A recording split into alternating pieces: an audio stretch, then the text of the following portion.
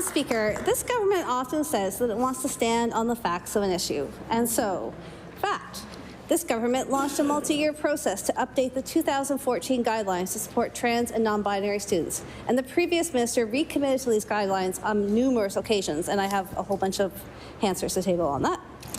Fact, the current minister has made it clear that the guidelines aren't coming, but instead have been somehow subsumed in the soon-to-be-released Code of Conduct. Will the minister stand today and reassure students in Nova Scotia that the Code of Conduct will reiterate the 2014 guidelines and guarantee that students in Nova Scotia schools have the right to be addressed by their name and pronoun? I recognize the Honourable Minister of Education and Early Childhood Development.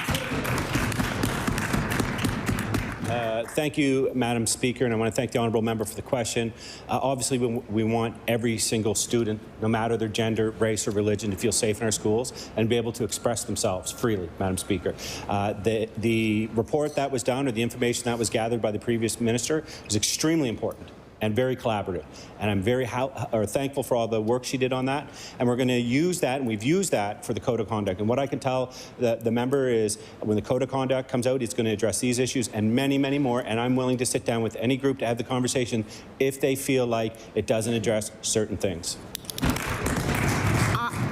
I recognize the Honourable Member for Halifax Citadel Sable Island. Thank you, Madam Speaker. As I've reiterated, as my tabled documents would demonstrate, in fact, the previous minister was able to make that commitment to students. And that was a really helpful commitment when students contacted me worried about their safety in schools and their experience in schools and that things were going to get worse.